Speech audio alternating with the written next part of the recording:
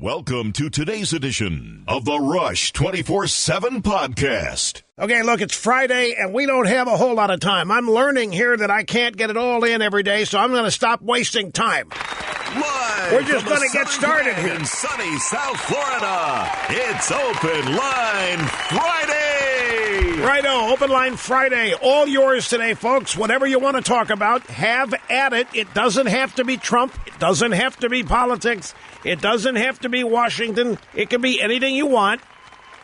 It usually never is, but it can be. Mr. Snerdley standing by to politely screen your calls at 800. When I say that, Mr. Snerdley feels I'm constraining him. 800-282-2882.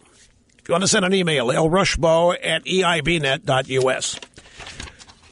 Okay, breaking news here just before the program began, and on the surface it might not seem like much, but it's a classic example of why you're fortunate to have me as your host. The drive-by media and the Trump campaign release and the drive-by media picking it up, that Trump is expected to tap Representative Kathy McMorris Rodgers, who is a member of the Republican leadership in the House. She's in the state of Washington. Trump is expected to pick her to lead the Interior Department. Now listen to what the Wall Street Journal says, how they characterize this. Ms. Rodgers, a senior member of the House of Representatives, if confirmed by the Senate, would lead Mr. Trump's efforts to open up federal lands and waters to fossil fuel development and reverse environmental policies the regime of Obama has pursued over the past 8 years. I sure as hell hope so. But let me tell you what I think this really is. Can I tell you what I think this really is? I think this is the cabinet pick that Trump is giving Reince Priebus. I think Reince is being permitted to pick a member of the cabinet, and this is his pick, and so now the Republican establishment can stop pushing Mitt or whoever else it is they want, because this is the establishment pick. That's what I think this is. She may be eminently qualified, too. I don't know. I find it fascinating the way the Wall Street Journal, everybody thinks they're, on our side of things. Ms. Rodgers would lead Mr. Trump's efforts to open up federal lands and waters to fossil fuel development. You got under saying that is like showing Dracula the cross.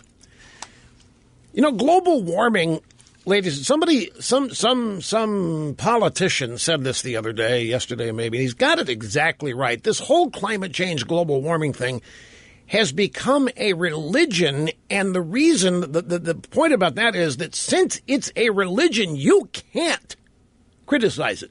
Just like you're not allowed to criticize the basics of Islam or Christianity. You can criticize Christians all day long, but you can't tell Christians they're full of it. You can't tell Muslims they're full of it. You can't tell Jewish people they're full of it. And you can't tell climate change people they're full of it. It's their religion. And therefore, it's a faith, and it's not up for debate. It's not up for argument. And this is the way they've categorized it. And one of the tenets of the religion is that oil is an absolutely destructive element and ought not ever be used. It's in the climate change top 10, if you will. And so writing it the way they have here, Ms. Rodgers would lead Mr. Trump's efforts to open up federal lands and waters to fossil fuel development and reverse environmentalist wacko policies the Obama administration's pursued over the past 8 years. Look, I don't think there's any doubt that that's on the agenda. I'm looking at Trump's picks, and I don't think there's any doubt what he's doing here. One of the potential nominees or choices for Secretary of State, they just said on Fox News, his stock is rising. Rex Tillerson, the CEO of Exxon.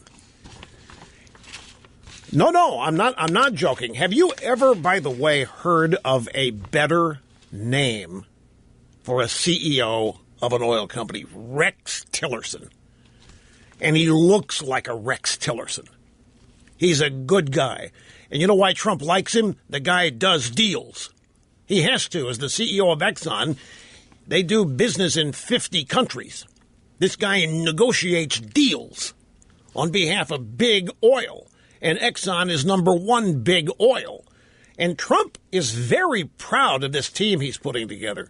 He says, that the left is trying to rip him that they're all rich, they're all distant, they're all unlike most Americans. And of course, that's not the case at all.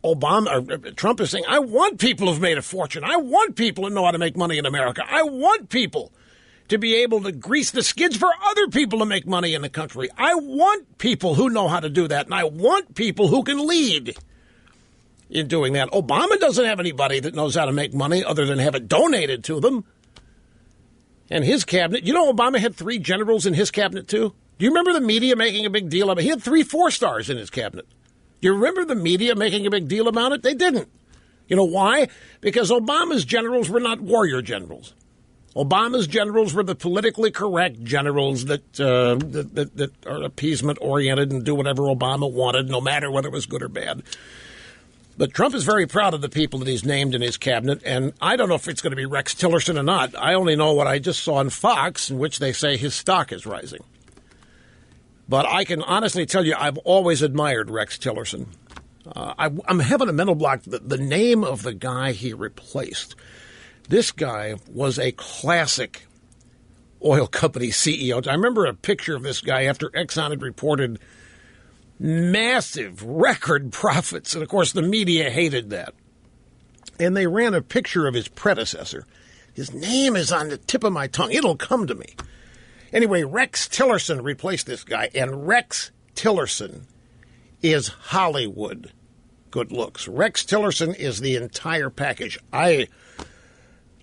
Lee Raymond, that's right, Lee Raymond. And I'm sure I could find the photo that I'm thinking about. He just this biggest grin on his face that accompanied the story of record profits for ExxonMobil. And I just loved it because I knew how the left was going to react to it. Anyway, it is Open Line Friday. Once again, the telephone number is 800-282-2882. Folks, I want to share with you an email that I got.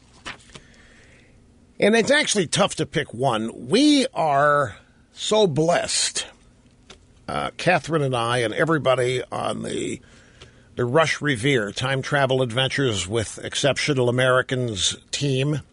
We just published our 5th book in the series, Rush Revere and the Presidency, 5th book in 3 years. And the purpose of the Rush Revere Time Travel Adventures with Exceptional Americans is these are books for young people to teach them the glorious truth of the founding of the greatest nation on earth, the United States of America, precisely because it's not being taught in enough places in America anymore. And I'll tell you how this all came about. It was easily 7 years ago now. The late novelist Vince Flynn was at one of the spring flings that I hosted at my house. Basically a guy golf weekend, long weekend. And he kept imploring me to write a book before the next election came around. So the book would be available, ready for the next election. And this would have been, it might have even been for the 2008 election. This might be that long ago. And I kept saying, Vince, I've been there, done that. I'm still not old enough to do memoirs. And he said, you got to just do a book that takes all the brilliance that you've uttered on the radio and get all those monologues transcribed and then publish a book out of it. It'd be easy. I said, no, it wouldn't be easy. I'd have to hire somebody to do this. You're talking, at the time, it was like 17, 18 years of material. I mean, it would be, wouldn't even know where to begin. And I couldn't delegate it. I'd have to do it myself. I'm the only one who knows what I said when in a vague way.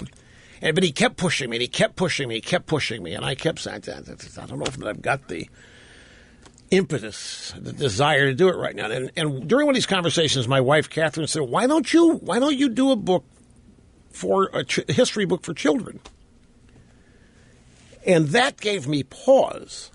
She said, yeah, it's a demographic nobody would ever think that you'd write about, and you care about it. You talk about it all the time. You talk about how education's so screwed up, and you talk about how important it is for people to learn the truth of America and that are not learning it. And that lit a fire. It honestly did. Because it was something new. It was something I hadn't done. The book that Vince was talking about, no question I'll do that book someday. But there was nothing really new in it. It was just a repackaging and representation of things I've already said.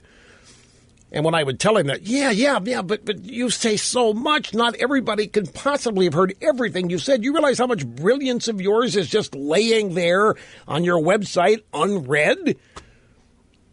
And I said, maybe not unread, but it's hard to remember it all. He said, yeah, that's right. You've got this. So he kept pushing, and so I probably will do that. But the concept of a children's, that was exciting because it was new. It was something I hadn't done before. I didn't know if I could do it. It had all the elements of a challenge, and that's all it took. So we got busy doing this, and I found out I wasn't going to be able to do it myself because we had to have illustrations, and I had to have somebody fact-check the history.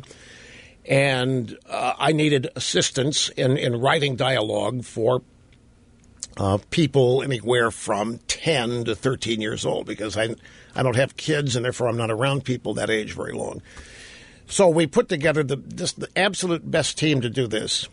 And the first book was Rush Revere and the Pilgrims. And the whole point of the series is to start at the very outset of the idea of America, which is a free people electing leaders whose purpose is to protect and ensure the freedoms of the people of the country, not the other way around, not a monarchy, not a dictatorship, even a benevolent dictatorship. This was going to be a representative republic, and it was historic. There was nothing had ever been done like it in America before, and that had been lost. The uniqueness, the greatness, the genuine specialness that is the United States. People who were born here and grow up, it's just what is.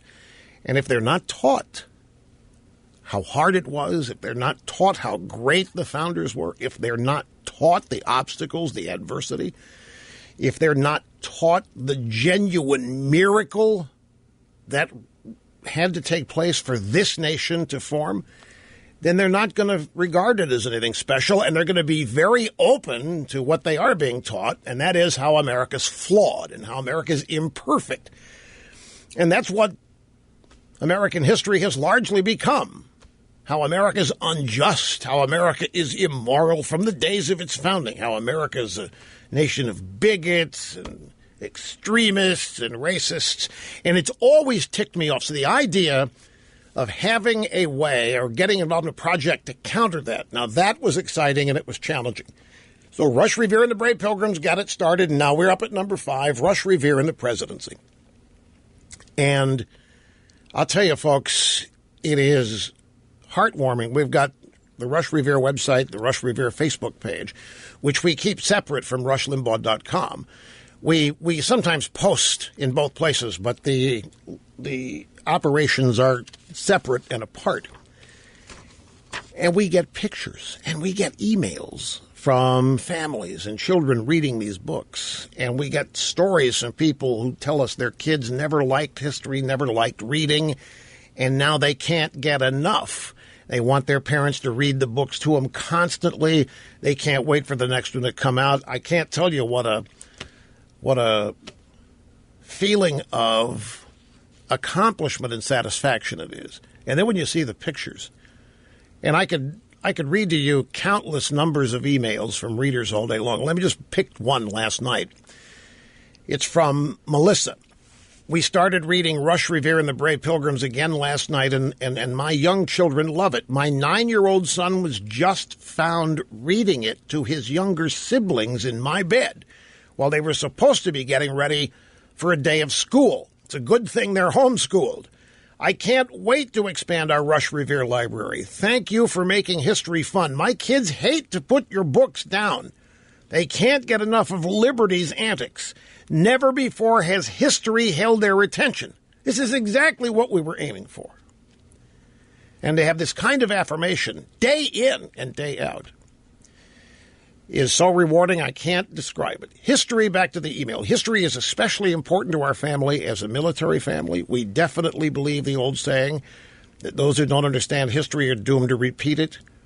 Seeing the world today and watching the riots taking place, I often wonder if these children understand history or civics at all. It's really made me push more history into my children's curriculum. Anyway, thanks again for these wonderful books. And then there's a picture of their 3 kids in bed with the oldest one reading to the younger 2. Right there it is. The premise is that I am Rush Revere, and I'm a substitute teacher at a place called Manchester Middle School. And I have I dress up as I'm a big history buff, and I dress up as Paul Revere, colonial attire. And I have a horse. By virtue of a lightning strike, can time travel and talk, and can become invisible. The horse's name is Liberty, and Liberty can only time travel back, not forward, and can return to present day, but can only time travel back in history and only to American history.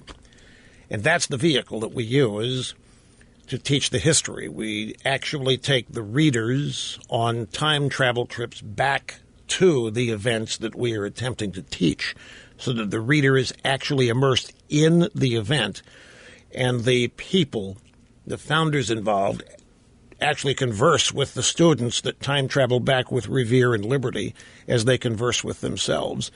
And it's fun to try to make sure the founders, they don't know that we're time traveling back, to keep that all straight too. But it's a wonderful vehicle that allows us to teach history in a way that's not just a recitation and not just with pictures, but it actually takes the reader, the young reader, back and involves them in it. And that's how they remember it. And that's how it makes an impression. Book 5 just came out on the 24th of November. It's Rush Revere and the Presidency. It's about the presidency of George Washington. One of the students at Manchester Middle wants to be school president, but for all the wrong reasons. Wants fame, wants to be cool, wants to be hip, wants the students at the school think he's cool and all that. Rush Revere realizes it's an entirely wrong reason to want to be president of anything. Suggests we time travel back and talk to George Washington about his presidency, and that's how we explain the presidency to young people and how we explain to them it came to be and why it's not a kingship or a monarchy and so forth. It's a really a fun thing to do, and I haven't touted this most recent book much lately because there's been so much going on, but I wanted to mention it again because so much feedback is coming in.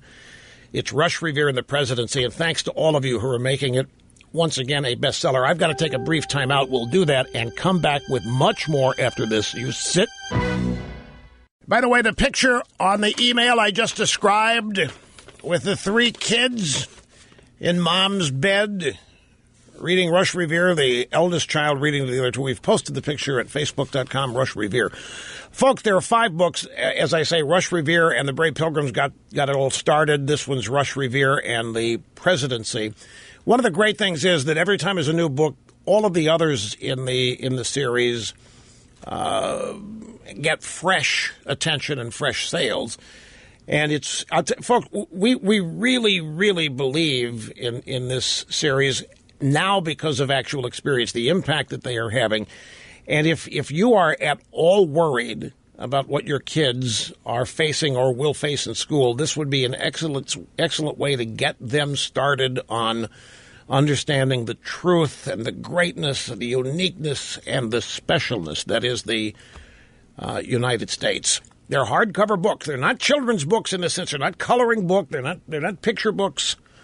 We even have adults tell us that they learn things they weren't taught as they read through these. So that's a little added bonus as well. And I don't spend a lot of time talking about this, as I mentioned, because of so many other things in the news out there to talk about. But I wanted to take a moment today because so many people work so hard on this, and we are so proud of it. And we believe in the mission. There is a mission here, which is to teach the truth of the absolute unique greatness that is the United States. And there is no better time than now when we have a transition in power and it looks like we're back in what used to be the direction this country was always on, and that was growth, expansion. and greatness. We have a president who actually wants to make that happen. These books just dovetail tremendously with that. Barack Obama has ordered a full review of the hacking of the 2016 election by the Russians. I kid you not. Details are coming up. Very quickly, did a little look-see at Kathy McMorris Rodgers, who I believe is the Reince Priebus cabinet pick. No, and I'm not being critical of it. I actually think I think Trump has given Reince Priebus, who's his chief of staff and is from the GOP establishment, I think he's given Reince a cabinet pick. And it's Kathy McMorris Rodgers. I mean, she comes from the Republican establishment. Like, this is supposed to appease the establishment types who may be the ones pushing Romney. That we don't know. Trump's interest in Romney may be genuine, too. But I have no doubt that the establishment... Look, folks, I don't care what you think and what you hear. Don't doubt me on this. The Republican establishment and many of the never-Trumpers and some in the so-called conservative movement are still very upset that Trump is elected, very doubtful Trump knows what he's doing, would do anything they could to get people they know and trust inside Trump's cabinet. So far, they've failed. I dare say that most of the people Trump has chosen, neither party would have picked precisely. But look at where these cabinet picks are coming from. They're not coming from the Northeast. They're not coming from Harvard. They're not coming from Brown University or the Ivy League. They're coming from Oklahoma, from Indiana, from Iowa. They are great warrior generals. They are all just profoundly, greatly successful, self-starting business people who know how it's done. They are people who've had to deal with the encumbering regulations and the obstacles placed in their way by bureaucrats that haven't the slightest idea how to do what these men and women do. They have no business getting in the way. They have no business imposing their way on these people. I understand the need for some regulation. I'm not talking about unfettered anything here. But the reason for fear is unwarranted. It's like this fake news stuff going on out there. You know what this fake news stuff is? Just a distraction. The fake news is the drive-by media. The fake news was all of the polling going into this election. The fake news is all of the misreporting on Trump. The reason why there is any fake news is because the mainstream media has lost its credibility. You realize if there was any news entity out there, call it the mainstream media, anything, if there was a news entity that had credibility and was trustworthy, then fake news would be spotted immediately, and it would not succeed. But there is no authority anymore. The drive-by media announced that they were getting rid of objectivity. They announced that they were going partisan. They did it on the front page of the New York Times in a piece by Jim Rutenberg. And they said they had to abandon the principles of journalism because the possibility of Donald Trump being elected was so outrageous and unacceptable. They had to pull out all the stops and do anything they could to defeat him, which meant bye-bye journalism. Now, I understand that the drive-bys have not been practicing real journalism for a long time. But in the eyes of many, including the low-information voter crowd, they still had credibility. If the New York Times said it, if CBS, ABC said it, tendency was to believe it. That's gone. Nobody believes anything they hear anymore. Nobody trusts anything. The mainstream media has abandoned the very things which gave it credibility, which provided its authority, its moral authority, everything else. As such, there is not a news industry today that has credibility and authority and believability, and that is why this so-called fake news has sprung up and has become so widespread. And now the fake news is practiced by the mainstream media. Hillary Clinton, it was a purveyor of fake news. Barack Obama originated fake news when they came up with this theory that it was a video responsible for the terrorist attack in Benghazi. And the drive-by media picked it up and ran with it. And everybody knew it was untrue. From Obama to Hillary on down. They knew it was untrue, but they were trying to make people believe it. Fake news has always been around. It's been called satire. It's called parody. We are among the greatest practitioners of it and have been for the entire history of this program. But everybody wants to get in the act. And so all kinds of people are trying their hand at it now. The drive-bys can raise holy hell, and they can point fingers of blame, but they better be right at themselves because they are the reason fake news exists. They are the reason you can't tell anymore what's fake and what isn't. But you know what? Audiences know. Audiences trust Donald Trump. You in this audience trust me, and that is something I have always known and never take for granted. And I make certain that if I engage in what I call parody or satire, and if I do it wrong and you get the wrong impression, if you're not laughing at it, if you're not in on the joke, then I have to go make it right at some point. But there's a lot of news out there, and there's no single industry-wide entity that's believed anymore. That's why fake news. I mean, how ironic is it? Grab audio soundbite number 1. Brian Williams. You remember Brian Williams?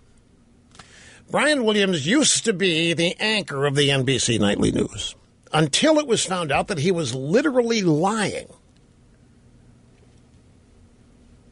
and making up stories about the events he had covered and inserting himself in the stories and telling the audience that he was there when something happened and knew the people involved. And he was totally exposed as a made-up lie. And NBC, people inside were actually trying to save him and his job. He went on an extended leave of absence, and they finally brought him back, put him on MSNBC in charge of breaking news. And Brian Williams, Tuesday night, on his show called The 11th Hour with Brian Williams, here's a portion of his report about Trump's transition team firing the son of National Security Advisor nominee Mike Flynn for passing on a fake news story on Twitter. Another former general in the Trump circle is receiving new attention. His National Security Advisor designate, Mike Flynn. Flynn's son was fired by the Trump transition today for passing on fake news stories via Twitter. But his dad, the retired Army 3-star general, has passed on some gems himself. Here are a few. Clinton is involved with child sex trafficking and has secretly waged war on the Catholic Church, as well as charges that the president is a jihadi who laundered money for Muslim terrorists. Listen. As we talked about here last night, fake news played a role in this election and continues to find a wide audience. Stop the tape. Fake news played a role in this election. Continues for Brian Williams to announce that he was fake news. He would, in fact, may be the poster child for it. You know what? I'm not comfortable saying this because I know the guy. I've met him in the old days when I went over to MSNBC when they were in Fort Lee, and I would make the mistake of appearing over there, and I'd run into him in his office. He's funny as he could be. He could do stand-up if he wanted to. But I'm sorry to say he's the poster child for fake news, and here he is telling everybody that fake news played a role in this election. Fake news, you want some fake news? MSNBC host falsely accuses Fox News of holding Christmas party at Trump's Washington hotel. Stephanie Ruhle, R-U-H-L-E, PMSNBC host, claimed that Fox News had held its Christmas party at Trump's recently opened Washington hotel. There's just one problem. Fox News hasn't had its Christmas party yet. Fox News has not had a Christmas party, and it's not going to be at Trump's hotel. Just make it up, and that's what MSNBC does. And now Hillary's out there shooting off her mouth about it as though fake news is why she lost. She lost because she's unappealing as a candidate. She's lost because she didn't work hard at it. She lost because she has no idea how to relate to average, ordinary Americans. She called half the country deplorable, and she's continuing that characterization by virtue of her behavior in the post-election aftermath. But I'm going to tell you this, folks. It redounds to our benefit. The more the Democrats remain in denial about why they lost, the deeper in doo-doo they're going to be.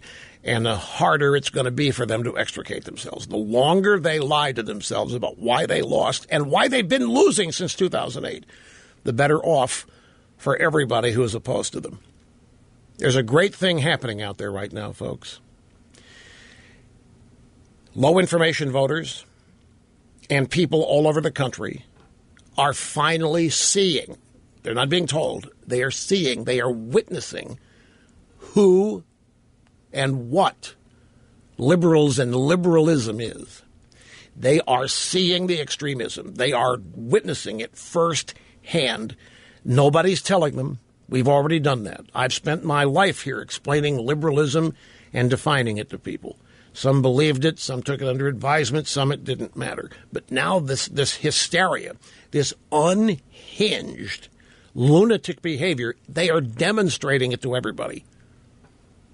And the more they do, the better off everybody is. The more people that understand just how unhinged, unrealistic, and divorced from reality liberalism is, and how damaging, how hurtful that it is, the better everybody is. Better off everybody. And there's another point that has to be made here. It's all happening not because commentators are telling people. It's not happening because the so-called arbiters of conservatism who've been telling people and warning people for decades about the dangers. It's not because of that. It's not because of me. It's not because of anybody. It's because of the liberals themselves in defeat, unhinged, in denial, incapable of accepting the reasons why they lost. So now they're out there in this childlike behavior, blaming everything and everybody else. And they are, it's free and clear for everybody to see just who these people are. And Hillary Clinton and Obama are leading the charge. Rex Tillerson, by the way. One more thing about Rex Tillerson. He's the CEO of Exxon. But they found a picture of Lee Raymond, and we put it at rushlimbaugh.com. If you want to take a look at the picture I was describing, the previous Exxon CEO. Rex Tillerson is a devout Christian who attends church and Bible study every week. And he is the CEO of ExxonMobil. He has done deals with friendly nations, enemy nations, 50 nations around the world. He's in charge of the largest fossil fuel petroleum company in the world. He runs the biggest company that produces the fuel that runs the engine of freedom in the world. Back in just a second. You want to know what fake news is? Fake news is hands up, don't shoot.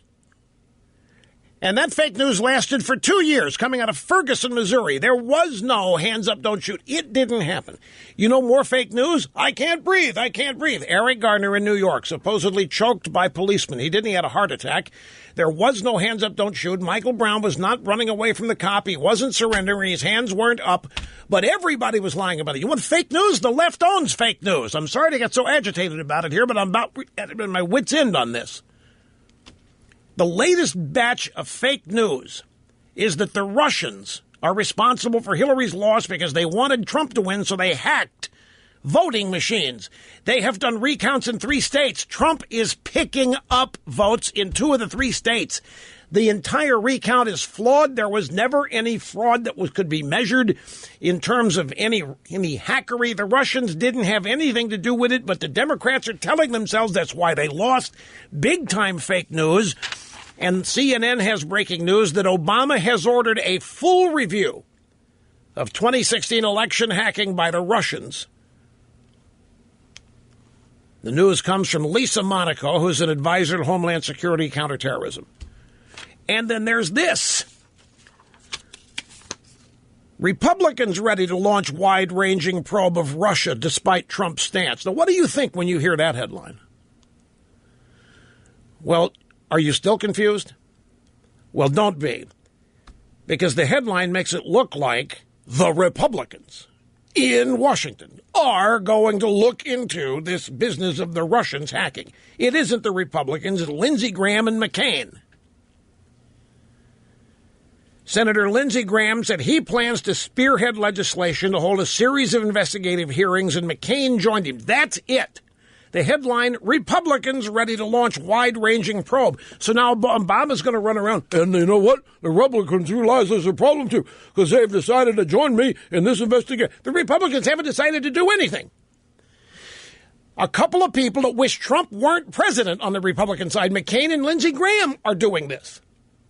But the Republicans are. Fake news. It's fake news. The fake news is the everyday news you see on any network you choose to listen to or watch, or any newspaper you care to open. First call today, Ron in Osceola, Indiana. Great to have you, sir, to EIB Network. Hello. Rush, it's such an honor to speak with you today. I'm a longtime listener. I go back almost to the beginning of your show, and I'm a first-time caller. So the reason I wanted to call you was to talk about your book series, and we just purchased our first book for our 8-year-old grandson, the Brave Pilgrims book. But I was curious as to if you had any suggestions as to which book we should start with our grandchildren, and that's it. How we should proceed. That's it. You have the first one in the series is the one to start with, because the Pilgrims and their story sets the stage for what was to become the United States a couple hundred years later. It's profound. The Pilgrims arrive here in the 1600s. It's stunning who they were, why they came, what drove them to get on a tiny little ship and go someplace nobody knew anything about. It is one of the most compelling stories. It's mistaught. The whole story of the Pilgrims is taught as a Thanksgiving story, the Indians saving them from themselves because they were incompetent and foolish and didn't know what they were doing, and nothing could be further from the truth. That book, do you say you have that book? Yes, okay. I have that book. I'm going to send you the other 4. I need you to hang on. No, I'm serious. You've got the right book to start, and I'm gratified that you're going to show the book to your 8-year-old grandson. Well, thank you so much. Right. Now, also, every caller the past 3 weeks has been offered a brand new iPhone 7 or iPhone 7 Plus. Would you like one? If so, which one? Absolutely. 7 Plus. All right. What's your carrier? AT&T. AT&T. Pick your color. What colors do you have? It'd be for my wife because I have a 6 Plus that I'm calling you on. Let me send her a rose gold iPhone 7 Plus. Hang on, we'll get the address. It'll be 256 gigabytes. It'll work on AT&T. Out of the box. You'll have to take it, maybe get your number transferred from hers to the new one, but it'll be save the box when you take it to the store if that's what you do. But tell them it was a gift, and they'll set you right up. Don't hang up, so we get your address for the books and the phone after this one. It's Open Line Friday. We got a full boat of calls. We're going to try to get through more calls on Friday than we do normally. So be prepared. We have tons of stuff to get through today. The excitement and the thrills are never ending on the EIB network. We just have to take brief pauses now and then like this one. But we'll be back here before you know it. You know, I don't know why certain companies do things the way they do. I have an example of what I'm talking about coming up here in just a second. I just don't understand it. Live from the Southern Command in sunny South Florida, it's Open Line Friday. Yes, a big wrap-up to a big week. In all the years I've been doing this show, I do not remember a month of December as jam-packed, as intense, and as much fun as this one is. Normally, after a November election, this is a doldrums, baby. The only time it wasn't was in Florida 2000, that aftermath, and that was wrapped up by now, or very close to now.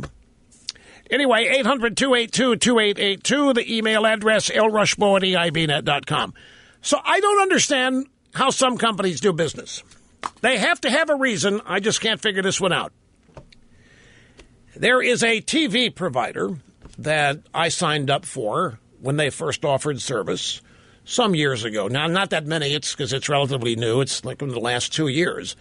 And at the time, the only service you could get featured commercials. You could watch anything this particular provider had ever broadcast from their archives and their current offerings, but you had to watch commercials. And it cost a nominal amount each month.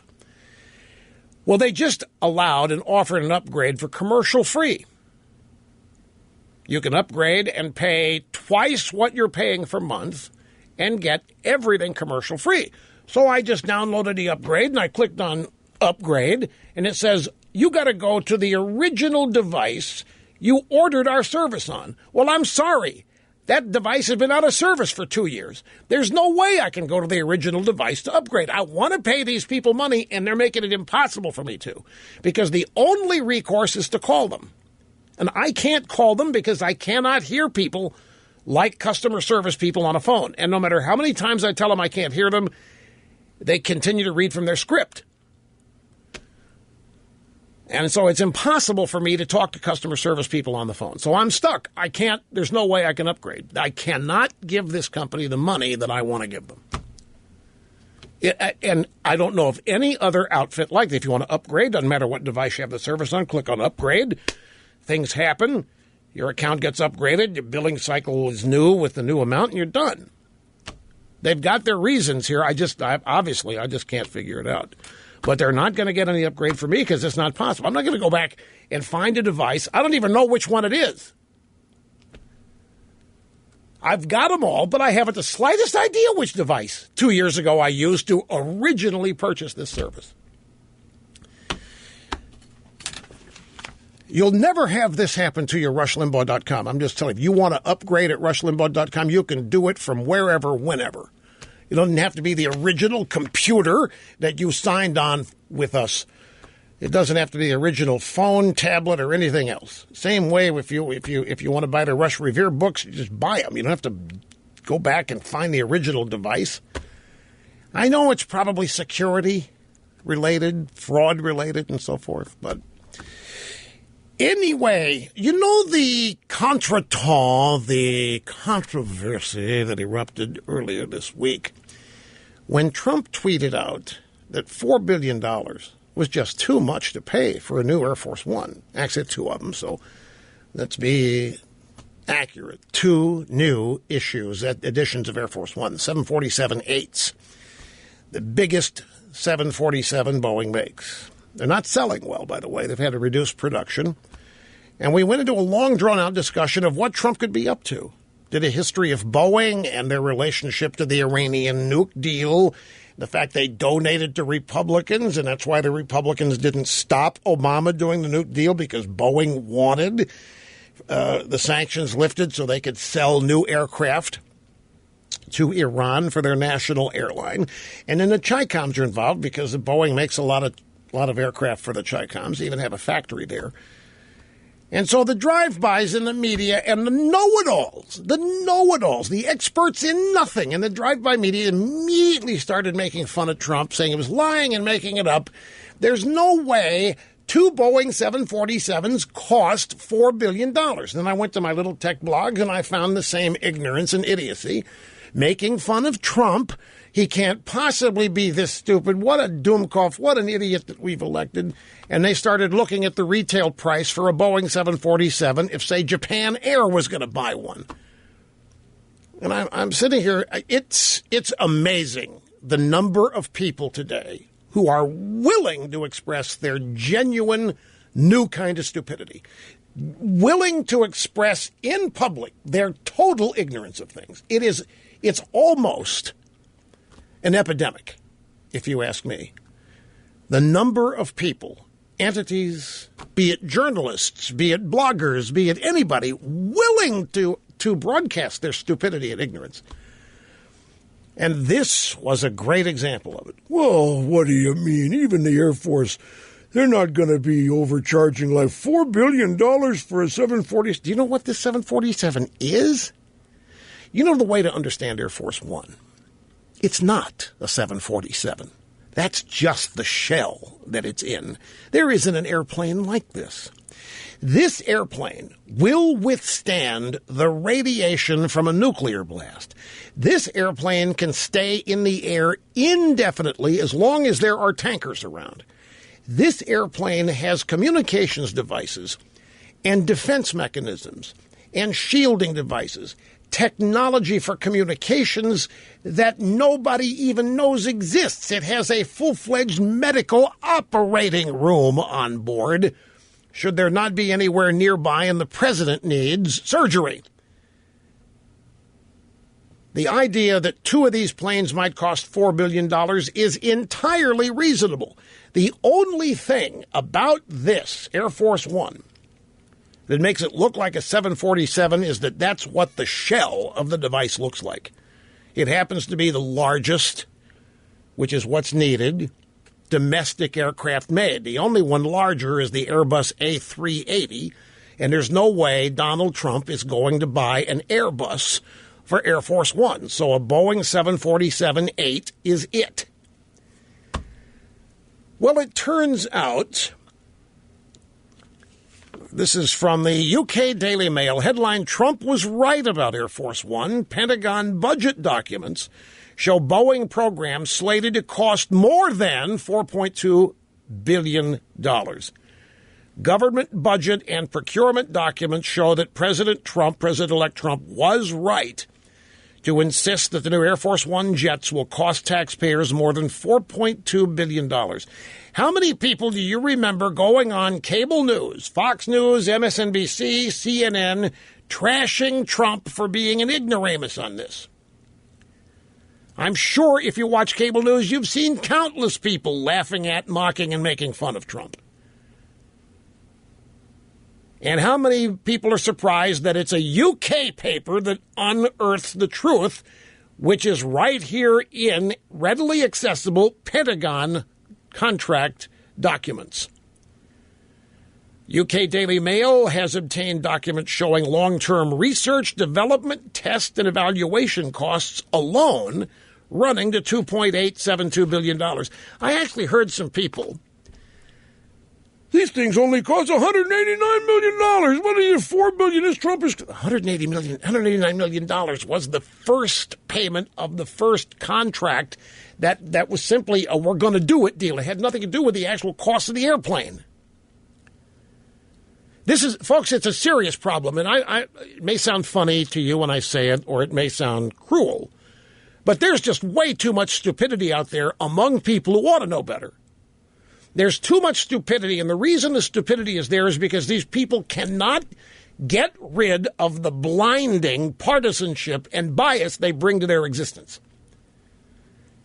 They're not even trying to. Fake news is what the news is today. You don't have to go looking for it. You don't have to go looking for it in blogs. You don't have to go looking for it in obscure websites. Just turn on your favorite news network, or tune on, or tune into, or listen to, or read your favorite newspaper. And fake news abounds. Hands up, don't shoot. Fake news. George Zimmerman, white, Hispanic, fake news. A video caused the terrorism at Benghazi, fake news. The Democrats lost because the Russians hacked the election, fake news. But it's not stopping Obama from conducting an official investigation into how the Russians hacked our election. Now, I don't actually mind that, because the more these people end up in denial and the more they keep lying to themselves about why they lost, the greater length of time it's going to be before they modify. If they're content to still have people like Pelosi out there as the face of the Democrat Party, and if Hillary Clinton and Obama are not going to go away, continue to be the face of the Democrat, bring it on.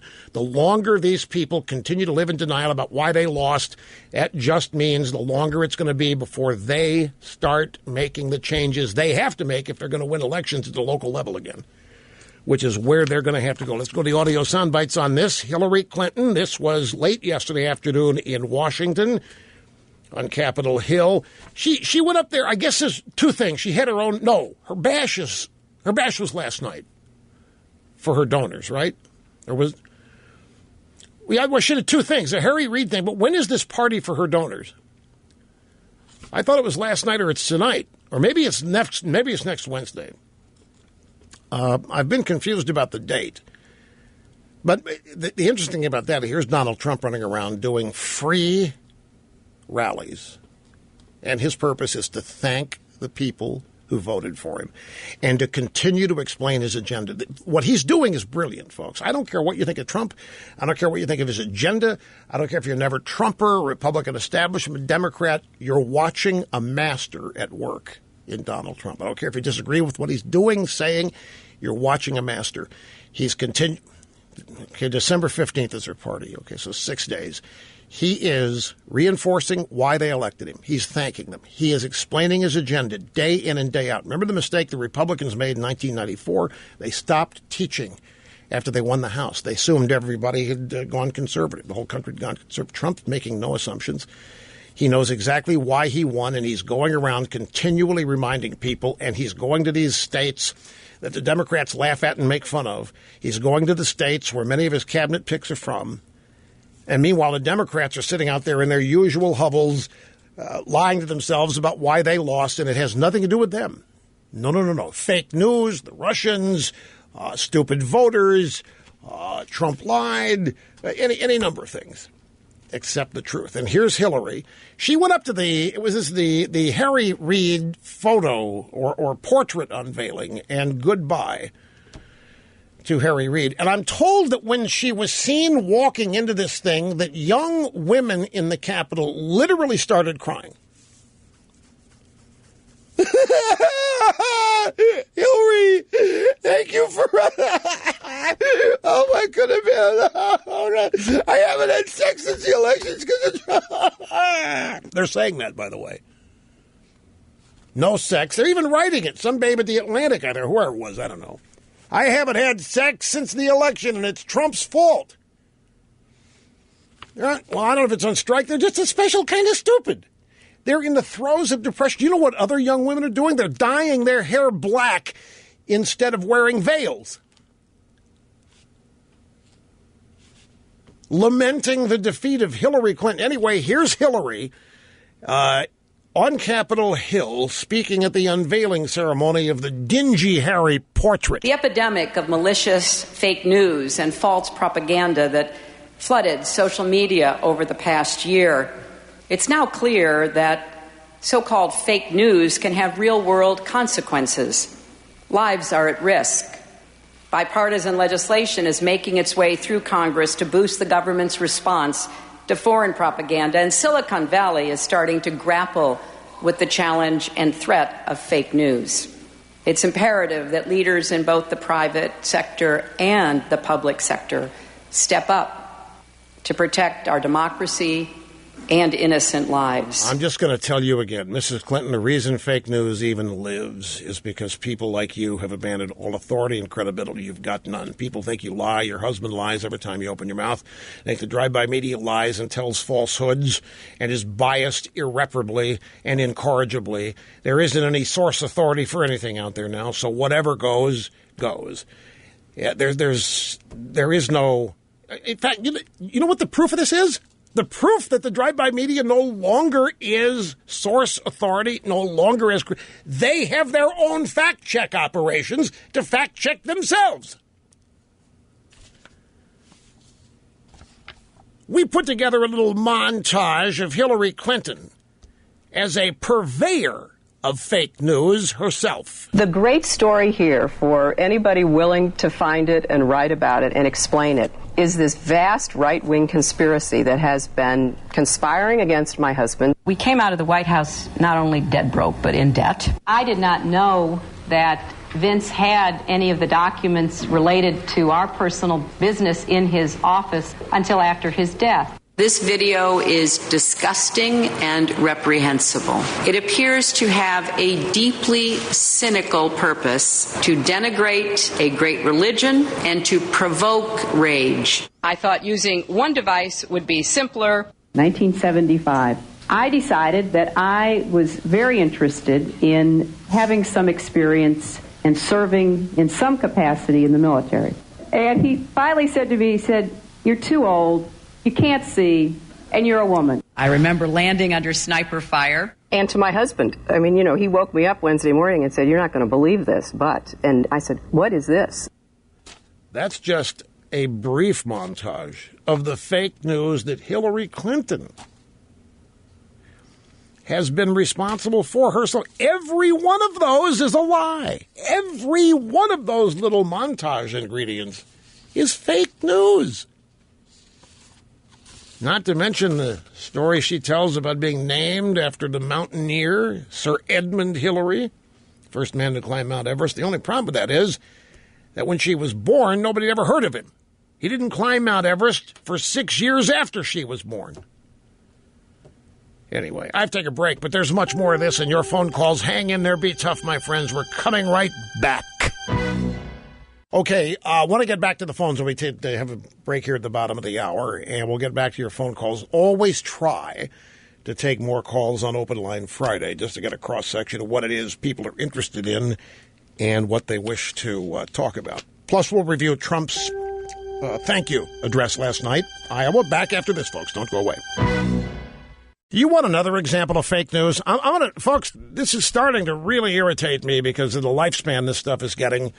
Fake news, when you rip it apart and you strip it down, fake news is actually that which exposes the fraud that is mainstream media news today. And that's really what they are upset about. Anything that exposes how they are fraudulently reporting and lying to you, they call fake news. They have lost their moral authority. They've lost their source authority. They have lost their credibility. That's why any of this is happening. And they know it. And so they are attacking anything other than them as a means of trying to reclaim that authority that they've lost. But you remember the white Hispanic George Zimmerman and the event that ended in the death of Trayvon Martin. Remember that? There was a 911 call. Zimmerman called 911 after the event. And the EMS people, the operators at 911, are asking him questions. And they're asking him to describe Trayvon Martin. And so Zimmerman describes various aspects. And then the people on the 911 end of the call, is he black? Is he white? And he says, no, he's black. NBC edited that call. They edited the 911 call and omitted Zimmerman being asked to describe Trayvon Martin. And the 911 call that they aired made it look like the first thing Zimmerman said about the guy was that he was black. And that allowed NBC to claim that Zimmerman was a white racist, as a white Hispanic who had killed Trayvon Martin only because he was black. Fake news par excellence. Fake news exists. No different than when NBC blew up a pickup truck on Dateline NBC to make it look like manufacturers were selling defective vehicles that could blow up on you.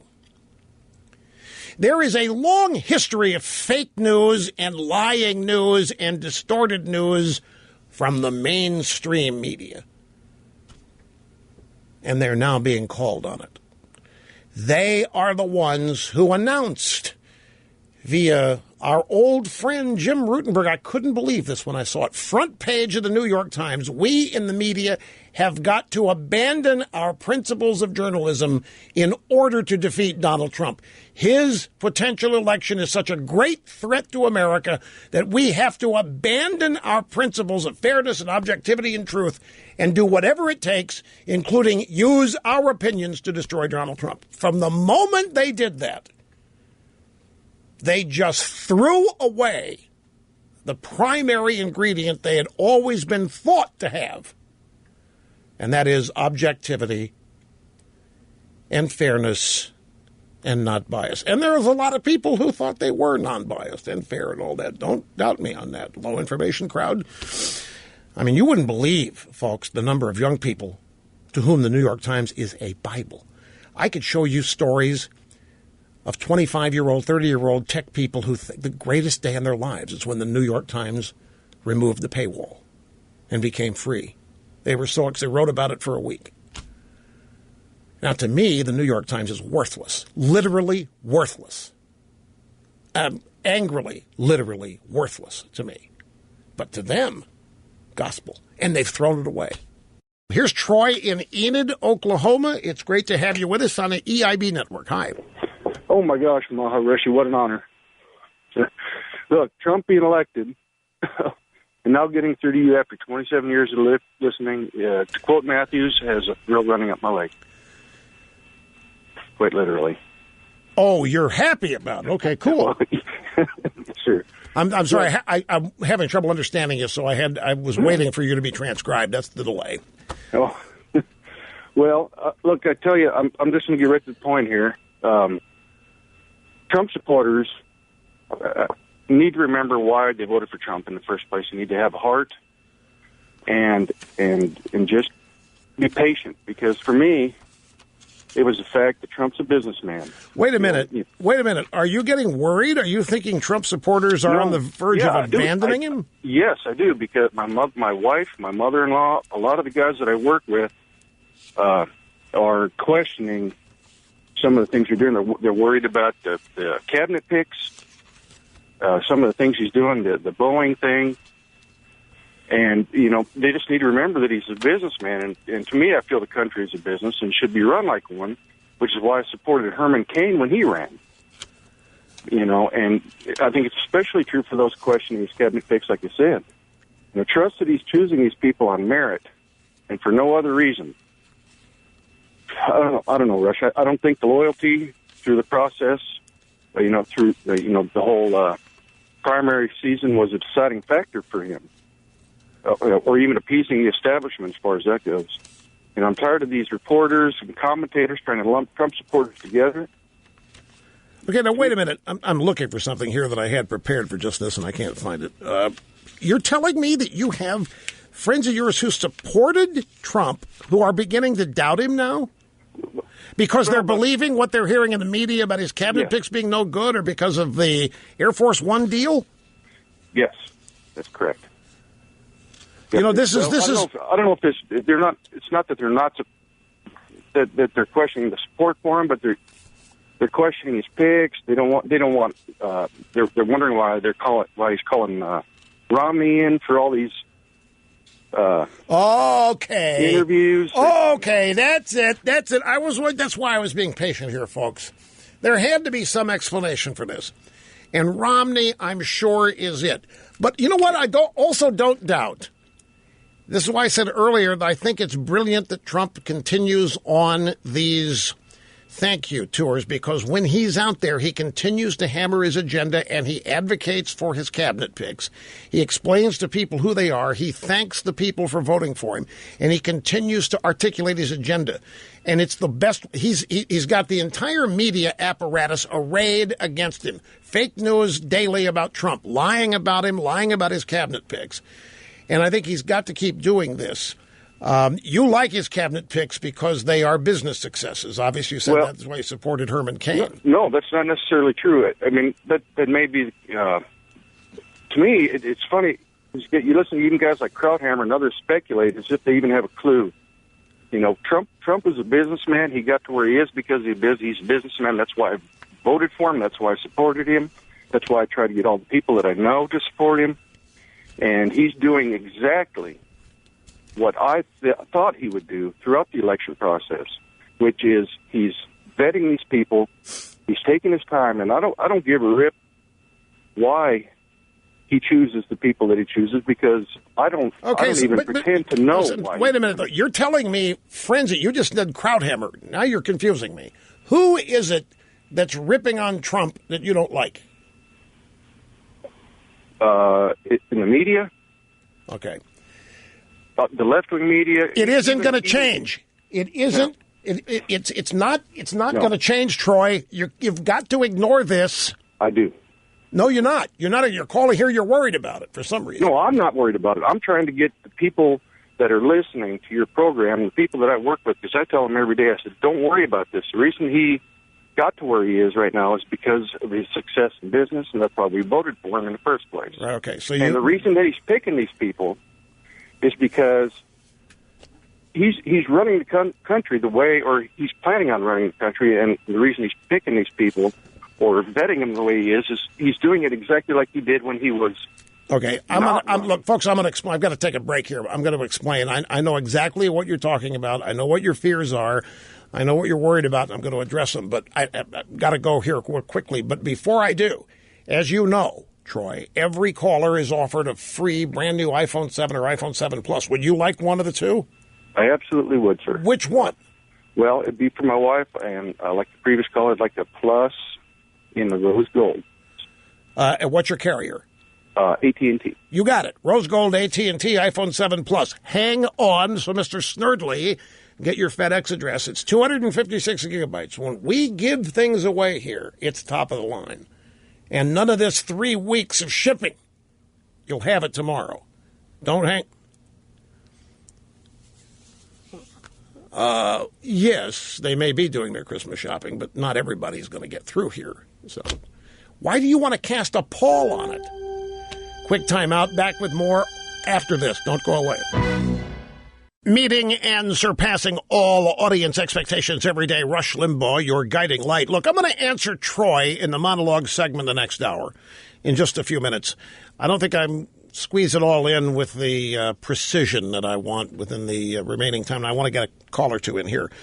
But I understand what people's fears are. Trump's, in many people's eyes, a once-in-their-lifetime opportunity, and you already feel he's being undermined, and you're worried that the undermining efforts are going to work. I understand it's a constant fear that conservatives and Republicans have learned to have, experience guided by intelligence. But Trump's a different animal. Trump is not, well, I'll explain it in the monologue segment next hour. Back to the phones here. This is Rob in Colorado Springs. Great to have you, sir. How you doing? Rush, it's an honor to talk to you. Thank you. I just wanted to ask you your personal opinion on Apple and Apple losing its edge. I don't know what your personal experience has been with the new MacBook Pro, but, I find it a little disappointing that it took over 500 days for a new MacBook Pro to come out. And other things like, as you know, they just moved all of their engineers away from their airport line of routers, even though J.D. Power just made them number one in customer satisfaction. Yeah. Little things like that. Their displays as well. Now they're looking to LG to fulfill high-end resolution displays. What are your thoughts on all this when it comes to Apple? One question. Do you have a new MacBook Pro? I do. I just bought a new MacBook Pro because I've been waiting for such a long time to have one for work. And I do enjoy it. I have no complaints about it. I just can't believe that it took so long. Yeah. Apple has, it's a wild guess, anywhere from 115 to 145,000 employees. And so it's hard to understand why anything's late to market. It's hard to understand why, with that many people, they would have to shut down their line of airport and airport express routers and the time capsules and all that. I'm like you. I want Apple to thrive. I want Apple to just win and win it because I love their stuff. I want Apple to continue to innovate. I want them to be on time. I want them to be leaders. And my big concern with Apple recently has been they can't build what they're designing. Right. You talk about the length of time the MacBook Pro, but let's look at the iPhone 7 Plus. Do you realize Apple stores could not get stock of the iPhone 7 Plus until the first week in November? They announced those devices on September the 15th or 6th, 17th, something like that. And you couldn't, if you ordered a jet black iPhone 7 Plus on announced day, they told you November. And their stores couldn't get them. You talk to people working the stores, they didn't understand. I mean, it's the brand new iPhone. It's the same shell as the 6S. What in the world is the delay here? Then the EarPods. They take the headphone jack out of the iPhone and replace them with these wireless EarPods, and they announce they're going to be available in October. Then they say, sorry, they're not ready, and nobody knows when they're coming. And so people are going out and having to purchase replacement Bluetooth wireless headphones to use with their new iPhone 7s, and they're missing out on the sales they could be racking up now, these new EarPods. Your MacBook Pro story. How about the Mac Pro itself? 3 years and no update.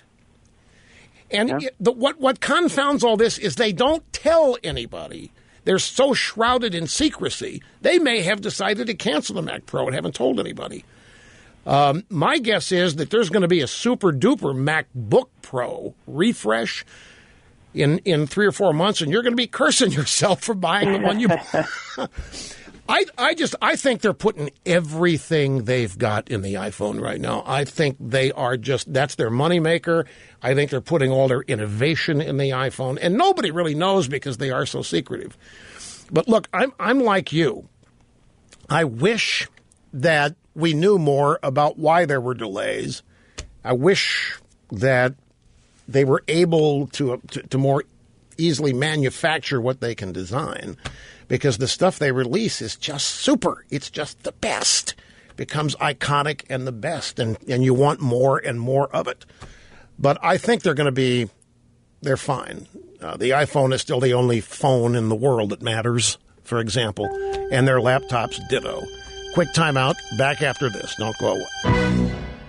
And yes, my friends, Rob in Colorado was offered a brand new iPhone. He chose a Verizon iPhone 7 Plus matte black. He'll have his tomorrow. I just didn't get a chance to ask him on the air, but we took care of it. We'll be back. CNN's reporting that a source of theirs says that Rudy Giuliani is out of the running for Secretary of State. If that's true, the leak obviously is coming from Trump Tower. Would have to be. Live from the Southern Command in sunny South Florida, it's Open Line Friday. But again, it's CNN, and I'm sorry, I just don't believe it till it actually happens if CNN's reporting it. And that's the way I am with more news, and it's the way you ought to be.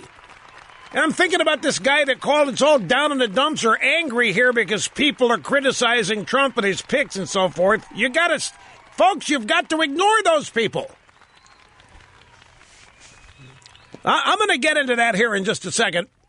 But Snurdly reminded me that I haven't yet commented on the passing of John Glenn, the first astronaut to orbit the Earth. Greetings and welcome back, Open Line Friday. Rush Limbaugh here at 800-282-2882. A talent on loan from God. 800-282-2882 if you want to be on the program. John Glenn, first man to orbit the Earth, one of the original 7 astronauts announced for the Mercury program. And it was all part of the effort to get to the moon. The Mercury program, Gemini, then Apollo, all of it was test flights to get to the moon in stages, because nobody had the slightest idea, other than what the brilliant physics scientists could predict and calculate about actually getting there and what we were going to encounter once we did. John Glenn was 95 years old. There are advantages, folks, to getting older because you acquire and accumulate more knowledge, and you're able to combine that with experiences that you've had.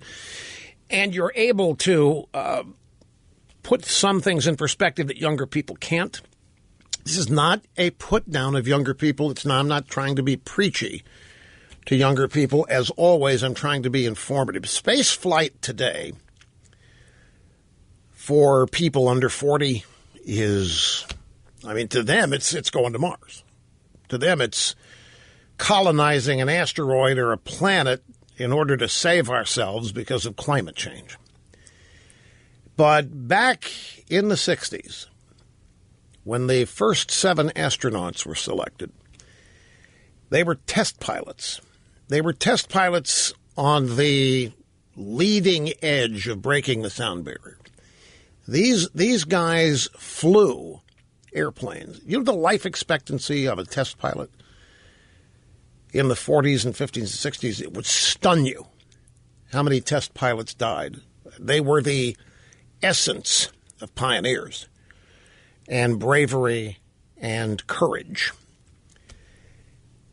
Chuck Yeager, in something not much bigger than a lawnmower, breaks the speed of sound. The guys that flew in the X-15, they would have to put them on the bottom of a wing of a B-52, take them up to 30,000 feet and drop them because they couldn't take off from Earth and there wasn't enough fuel to take off, defeat gravity, and get up to the speed of sound. They had to break the sound barrier, and they had to go as fast as they could to find out what the effect on the human body was.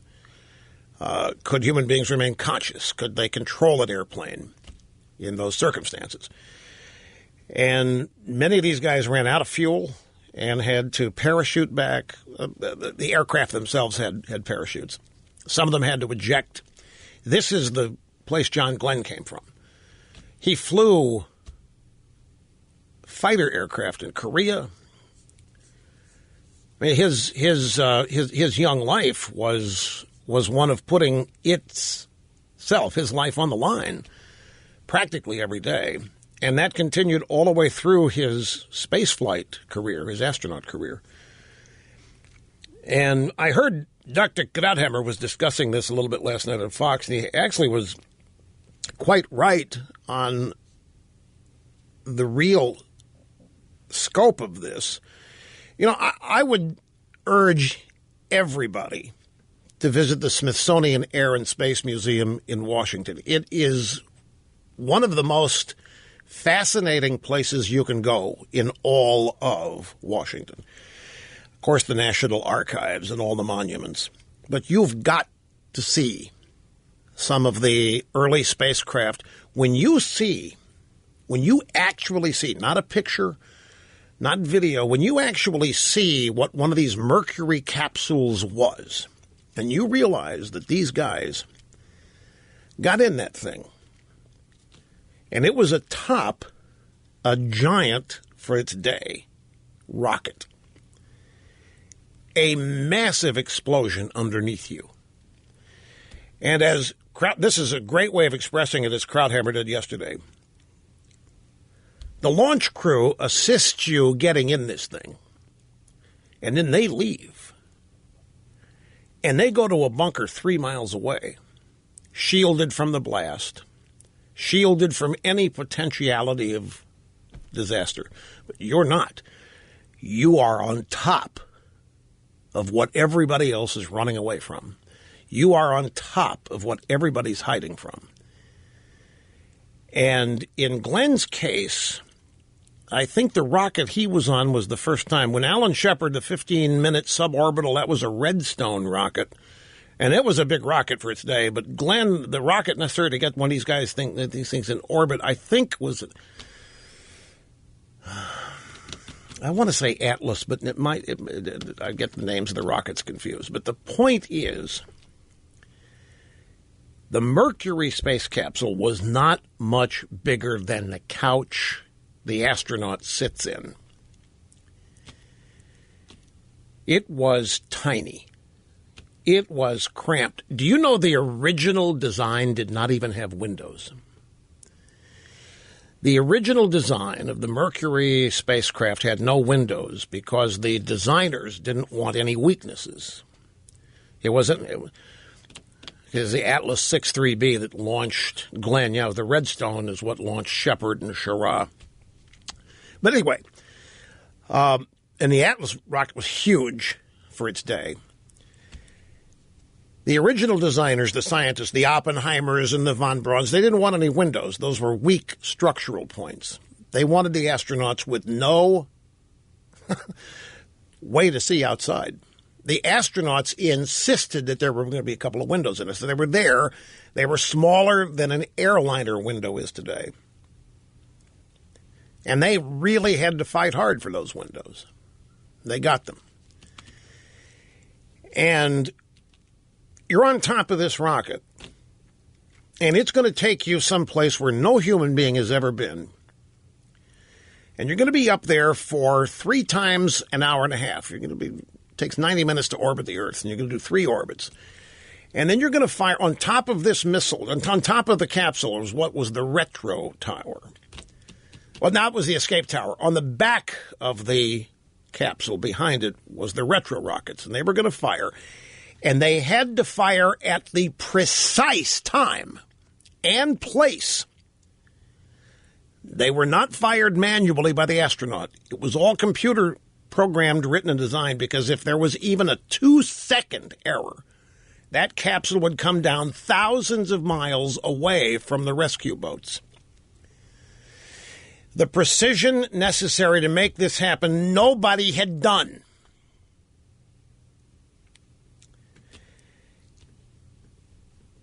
And nobody had gone through re-entry, meaning the heat of coming back through the atmosphere at incredible speeds, heats up the spacecraft. They had this brand new design of a heat shield that the astronaut's back, the chair the astronaut sits in, is right where that heat shield is, the whole back bottom of the capsule. Just doing that alone is a degree of bravery that most people don't even stop to think about. You just think, well, we wouldn't be doing it if it wasn't safe. They wouldn't be doing this if it wasn't safe. And it was precisely because it wasn't safe that we were doing it, to find out what we needed to do to make it safe. And there were all kinds of expectations that astronauts would perish, and some did on the ground. Gus Grissom, who was one of the original 7, actually died in an Apollo fire on the ground, in a test fire. They weren't going to leave the pad. Oxygen-rich atmosphere, something sparked, and they burned to death on the launch pad. Yeah, that's in 1967, January 27th, Gus Grissom. And he was one of the most lovable of the astronauts. Anyway, while all your buddies leave and hide in the concrete bunker, you're on top of this rocket, and this thing launches, and all they've been able to do is simulate it. They haven't been able to, Glenn's doing it for the first time in an orbital actual mission. Re-entry. People have forgotten this, but they thought they were going to lose John Glenn during re-entry because you lose radio communications. The heat reflected off the heat shield creates an impenetrable, invisible shield around the capsule, still true today, that prevents radio communications for, I think in those days, it was like 10 minutes. You had no contact. You had no idea what was going on. And the first reentry, when Glenn was coming through the atmosphere, he looked out the window that almost wasn't going to be there, and he saw flames. He saw fire. Nobody had prepared him for this. They had no idea what it was. Glenn himself feared that the heat shield was burning up and that he was next. He was scared to death that heat shield was going to just disintegrate and that he would be next, and that whole capsule was just going to vaporize. Well, it turned out that it was normal. The heat shield worked, and what it was doing was reflecting and dispositing the heat, and he saw the sparks and the flames, and it didn't represent the heat shield failing. It represented the heat shield working. He'd have never known this had that window not been there. Would have never known any of that had the window not been there. That's why one of the things about the window and the astronauts insisting on it. And then you land. But you don't land. You float down under a parachute. And you damn well hope that the computer fired the retro rockets at the exact precise time. Otherwise, the giant Navy destroyers waiting to pluck you out of the ocean are not going to be anywhere near you. Well, in Glenn's case, everything worked.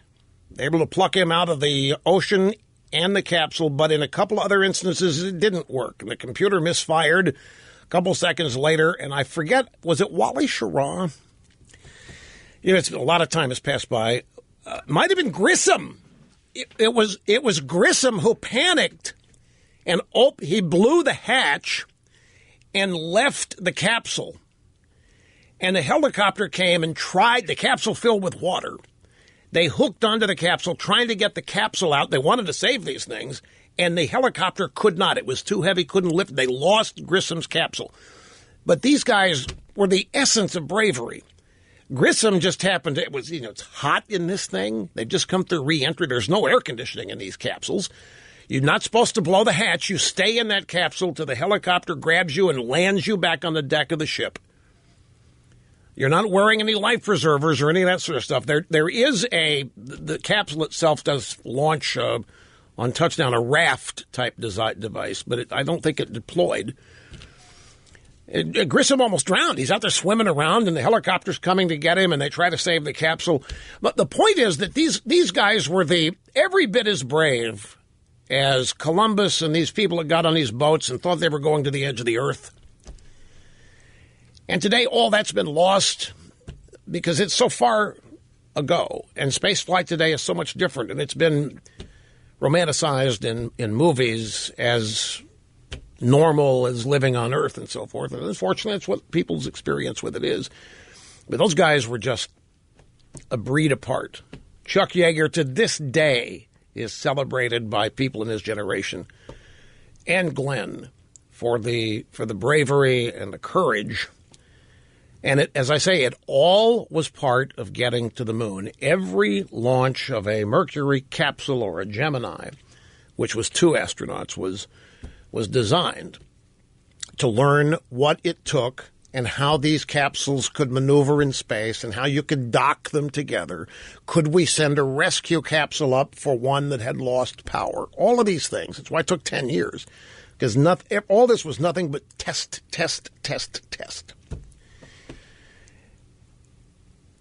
And Glenn was a genuine, went back into space at age 77 on a shuttle mission. Just incredible stuff. You really need to see one of these that was the essence of American greatness. The coming together of the private and public sector. NASA back in those days was innovating like nobody's business. The innovation that was coming out of the space program that made its way into the general economy, like Tang, was from the space program. Laugh or not, it was. Any number of things that ended up in your kitchen as electrical appliances, many of them started in the space program. Anyway, John Glenn then decides to go into politics, and he became one of the most partisan liberal Democrats during the Clinton years that I can recall. And I always had trouble putting these two things together. But that's who he was, and that's who many of them were. Alan Shepard, Gus Grissom, Wally Schirra, Scott Carpenter, Glenn. Incredible, brave, innovative, courageous people. There was nothing they were afraid of. They didn't seek solace when they heard things that they didn't disagree or didn't agree with. They weren't innocent snowflakes that needed to be protected. They didn't get participation trophies or any of that. I got to take a break. We'll be back. I know I still have to answer the caller on Trump, which I'm going to do. It may not be till Monday. Just kidding. It will happen. Just sit tight. John Glenn's capsule. I think it was called Friendship 7. 7 feet wide. At its widest point at the bottom, 7 feet wide. Folks, it's like going up into space in a bathtub. The bathtub's even a little larger than what these guys were in. Here is Nick calling from Okinawa, Japan. Hey, Nick, what's happening? How are you? Merry Christmas, Rush from Okinawa. Thank you very much. Great to hear from you. It's 4 a.m. Saturday morning here, and it's still an honor to speak with you. Well, it's great to have you with us. I really mean that. Thank you for calling. Yeah, the theme of late has been fake news, and I read a quote from Denzel Washington. He said, if you don't read the newspaper, you're uninformed. If you do read it, you're misinformed. And my concern is that all this fake news over the years has created a house of cards for these liberals. And it's all fragile, and since the election, it's all falling apart. My concern is for the generation of people, these people who've swallowed it all, hook, line, and sinker. What are we to do with them? It's a whole generation of people out there misinformed. Yeah, I know. Been fighting it for years and years and years. It's been a feature of American life. It's actually, Nick, in one sense, it's okay because it's been a feature of media from the beginning of time. There's been dishonest media, exaggerating media, lying, distorting media. It's always been out there. That's one of the things about a free society. That's one of the prices. And you're going to go in cycles. You're going to informed public, uninformed public voting. These are just the things that you deal with, and you constantly try to do your best to educate people, and that's why we focus. That's why I'm writing these children's books for young adults and so forth, and doing this program. A lot of people working on it, and on balance, it's served as frustrating as it can be, but I engage these people quite often, these liberals, and one-on-one I have some success, but in mass, they just don't listen. They're hostile. Totally. Yeah. Totally. Hey, look, you're in Okinawa, but I still want to send you a new iPhone 7 or 7 Plus. We can do it, but I need to, your carrier is going to be a challenge for us. What? Well, I have T-Mobile because when I travel to the States, I use T-Mobile. Okay, so you want a big one or a little one? The Plus. Okay. Black, what color you want? Do you have rose gold? Yes, I do. You'll have it. Yeah, I was so into the space program. My mother knitted me a sweater. It was a blue sweater, and it had Mercury space capsules on the front of it. And it was a comfortable sweater. I mean, I actually could wear the thing. She just knitted it with the knitting needles and so forth. She just got into it, decided to make one for me. I was totally into the whole notion. I was big on aeronautical things anyway, flying in airports.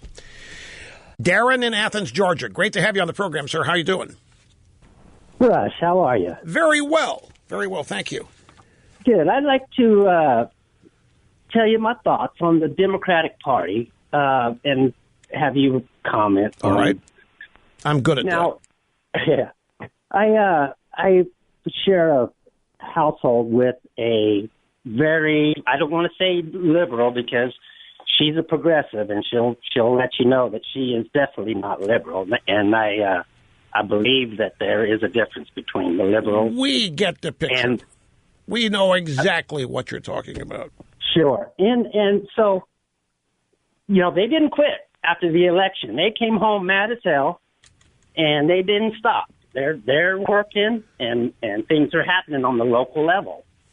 And I think in the next maybe 5 to 8 years, this progressive movement is going to take a hold. And the Democratic Party, as we know, is done, in my opinion, and maybe even could be the detriment of the Republican Party as well, because there's a lot of support. And do you hear a little of that in other parts of the country? No, because it's happening here. Let me square you away on this. The Democrat Party is no longer a national party. They have suffered massive defeats at the local level. There are only 5 states where the Democrats have the governorship and the state legislature. Really only 4 states. They have lost over 1,400 or 1,500 seats, Congress, governor, state legislature, mayor, since 2010. They are in a world of hurt. Their agenda, as embodied by Barack Obama, has been thoroughly repudiated. They have, in 2018, they have something like over 20 seats in the Senate they have to defend. They are in the biggest world of hurt they have been in my lifetime. And it was not foreseen. Don't hang up out there, Darren. Stick with me. It was not foreseen because nobody paid any attention to all these losses they were racking up. Everybody focused on Obama and how he was getting his way because the Republicans were afraid to stop him or even try. One election, the reason why your leftists that your progressives are going nuts is because they're in the wilderness. They don't have a bench. The biggest exciting news about their next presidential candidate is Joe Biden when he's going to be 78 years old in 2020.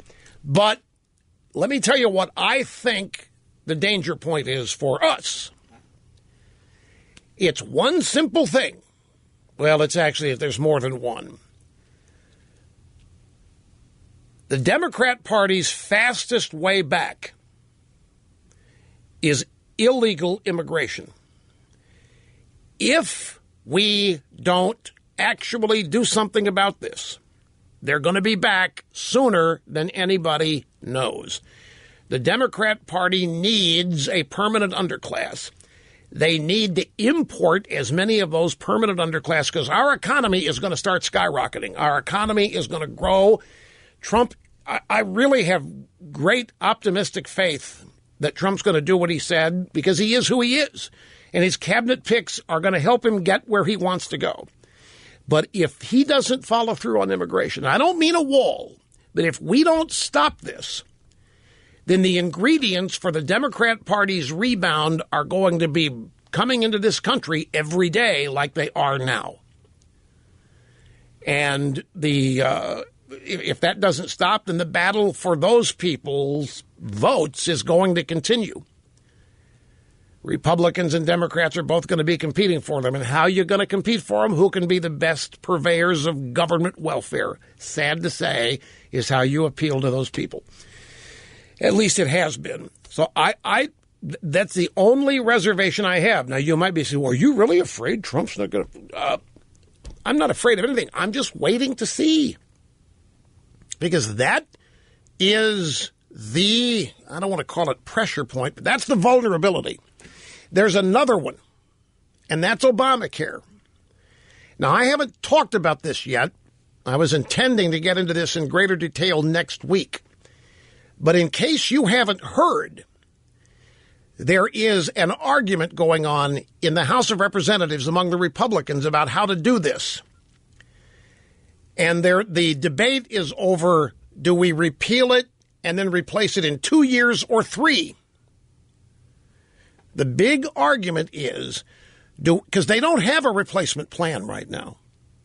They can repeal it the day Trump gets into office, but what do they replace it with? So the argument is repeal it, but delay the actual repeal. You passed a law that repeals it, but you don't repeal it for either 2 years or 3. Now, if you decide to replace it 3 years down the road, and if you win big, if the Republicans win big in the 2018 midterms, Larry Sabato has a piece in which he says that it's possible the Republicans could have 62 or 63 seats in 2018. But nobody knows. I mean, Trump could turn out to be a disaster. Trump could end up being great. We don't know. The risk of waiting for 3 years after the 2018 midterms, what if you lose seats and you're the Republicans? So the argument is, okay, repeal it, but then set the bomb to go off in 2 years so that you can replace it before the midterms and use that as a campaign aid. Some of the Republicans in the House are still reluctant to do any of this. They don't want to repeal it. They want to repeal the mandate, but leave the pre-existing conditions. This is a potential disaster waiting to happen simply because the Republicans really haven't changed when it comes to this. They're still scared to death of taking away an entitlement from people, and its tentacles have now been interwoven deeply into our society, no matter how unhappy people all are with the healthcare.gov website and all that. I'm thinking this whole idea of having somebody replace it with is a smokescreen and this 2 year, 3 year delay, but just repeal it and turn loose the market on this. I don't understand what this 2 or 3 year delay is, but it's the dominant argument now in the House over Obamacare. So look, I promise I'm going to get into this in much greater, remind me next week, Snerdley, because this is crucial. The way the Republicans are thinking of dealing with Obamacare now. And there's no real guidance from Trump on this yet, other than we're going to repeal it and replace it. But when do you replace it? And with what? They do not have an alternative Obamacare health care bill. Now, and my thinking is, good. Why should the government be involved in this? And that's the problem with it. The risk is that if they repeal it and don't have anything to replace it with, then the Democrat solutions are going to be single payer. Well, let's just replace it. Let's just expand and put everybody on Medicare. So this fight is not over, folks, on Obamacare. And then immigration. Those are the two areas, and immigration primary, if that's not actually dealt with and stopped, and if the law on that isn't actually enforced, I'm not telling you I don't think Trump is going to do it. He asked me a question. I'm answering the question. For this electoral victory to mean something, the key is immigration, folks. And that's why Trump got elected. All this other stuff, the trade deals, yes, they're a factor, but immigration, illegal immigration, is why he won. We have to stop this flow of illegals who arguably automatically become Democrats if we're to have a sustaining victory here. Now, Darren, before you go, as you know, everybody in the last 3 weeks gets a free iPhone 7 or 7 Plus. Which of the two would you prefer to have? Well, Rush, I think I'd go with the 7 Plus, as much accolades that you give it. Well, they're both great. I mean, I know I talk about the Plus of this. The iPhone 7 is a great phone. You can use it one-handed. I don't mean to be talking anybody into or out of things, but if you want the Plus, that's fine. What's your carrier? I use Virgin Mobile, which is I believe a Sprint sister company, if I'm not mistaken. Virgin Mobile, Sprint. We'll find out. I can tell you right now what it's going to be. And so you, while you're on hold with Snerdley, giving him your address, I'm going to find out what phone I need to give you for Virgin Mobile. I got you covered. I just need to find out which one we need to send you, and that'll tell me the color options that I've got. So hang on. We'll be back. We'll continue. Don't hang up, because Snerdley will get your address right after this. Don't go. You know, we got Kevin. We lost him. He had to call. Kevin, I've only got 35 seconds here, and there's not enough time to get into what you wanted to talk about. He's worried about Trump critics saying we're going to start a trade war, but your theory is we're already in one that we're trying to stop, correct? Correct, yeah. They're saying he's going to start a trade war, and I'm saying we've already been in one. We just haven't been fighting back. And his whole issues on trade is the whole reason I even started supporting him in the first place back in the primaries. You know, I tell you, it's just like everything. The Trump critics are legion, and they want him to fail. And my best advice is to just not listen to any of that and wait for Trump to be inaugurated and wait for this stuff to take off. He's going to need you continue to support him, folks. That's why he's doing these tours. He's going to need you to continue to do what you did that got him elected. And he's asking for this as he goes out on these tours. Okay, Kevin, I've got to hang up, but I want to turn you over to Mr. Snerdley. Tell him what kind of iPhone 7 or 7 Plus that you want and your carrier and color and all that. We'll see you back here in just a second, folks. Do not go away. He wanted a regular iPhone 7, matte black, and he's what carrier? All right. Well, we got it. I'll go get it back there so that the right one is procured. Hey, folks, have a great weekend. And we will be back here on Monday. I'm going to get into this health care, because this could be a problem.